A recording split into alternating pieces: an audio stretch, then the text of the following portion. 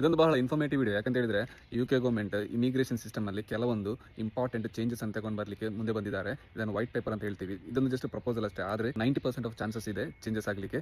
ಯಾವುದೆಲ್ಲ ಅಂತ ಹೇಳಿ ನಾನು ಕ್ವಿಕ್ ಆಗಿ ನೋಡುವ. ಇನ್ನು ಮುಂದೆ ಯುಕೆಗೆ ಬರಲಿಕ್ಕೆ ಸ್ವಲ್ಪ ಕಷ್ಟನೇ. ಯಾಕಂತ ಹೇಳಿದ್ರೆ ಫಸ್ಟ್ ಆಫ್ ಆಲ್ ನಿಮಗೆ ಸ್ಟೂಡೆಂಟ್ಸ್ಗಳಿಗೆ ಮುಂಚೆ ಅವರ ಸ್ಟಡೀಸ್ ಕಂಪ್ಲೀಟ್ ಆದಮೇಲೆ 2 years ಇಲ್ಲಿ ಸ್ಟೇ ಮಾಡಿ ಅವರಿಗೆ ಕೆಲಸ ಹುಡುಕಲಿಕ್ಕೆ ಮುಕ್ತ ಅವಕಾಶ ಇತ್ತು. ಬಟ್ ಅದನ್ನು ಇವಾಗ ಅವರು 2 years ಇಂದ 1 year 6 months ಅಂತ ಪ್ಲಾನ್ ಮಾಡಿದ್ದಾರೆ. That is the first thing. Second ಏನಂತ ಹೇಳಿದ್ರೆ ಬಹಳಷ್ಟು ಮಂದಿ 2021ರಿಂದ ನನಗೆ ಗೊತ್ತಿರೋ ಪ್ರಕಾರ ನಮ್ಮ ಇಂಡಿಯಾದಿಂದ ಕೇರ್ ವರ್ಕರ್ ವೀಸಾದಲ್ಲಿ ಯುಕೆಗೆ ಬಂದು ಜಸ್ಟ್ ಒಂದು ಯಾವುದೇ ಕ್ವಾಲಿಫಿಕೇಶನ್ ಇಲ್ಲದೆ ಅಥವಾ ಜಸ್ಟ್ ಒಂದು IELTS ಅಲ್ಲಿ 4 ಪಾಯಿಂಟ್ ಇದ್ರೆ ಯುಕೆಗೆ ಬಂದು ಕೇರ್ ವರ್ಕರ್ ವೀಸಾದಲ್ಲಿ ಬಂದು ಇಲ್ಲಿ ಕೆಲಸ ಮಾಡ್ಬೋದಿತ್ತು. ಸೊ ಅದನ್ನು ಇವಾಗ ಕಂಪ್ಲೀಟ್ ಆಗಿ ಅವರು ತೆಗೆದಾಕಿದ್ದಾರೆ.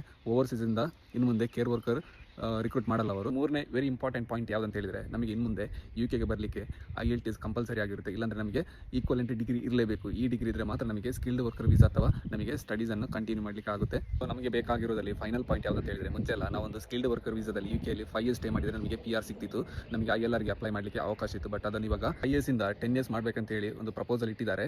ಇದೊಂದು ಪ್ರಪೋಸಲ್ ಅಷ್ಟೇ, ಇನ್ನು ಕೂಡ ಕನ್ಫರ್ಮ್ ಆಗಿಲ್ಲ. ಇನ್ಫಾರ್ಮೇಟಿವ್ ವಿಡಿಯೋ ಬೇಕಂದ್ರೆ ನನ್ನ ಪೇಜನ್ನು ಫಾಲೋ ಮಾಡಿ. Thank you very much. ಸಿಗೋಣ ನೆಕ್ಸ್ಟ್ ವಿಡಿಯೋಲಿ. Take care, by.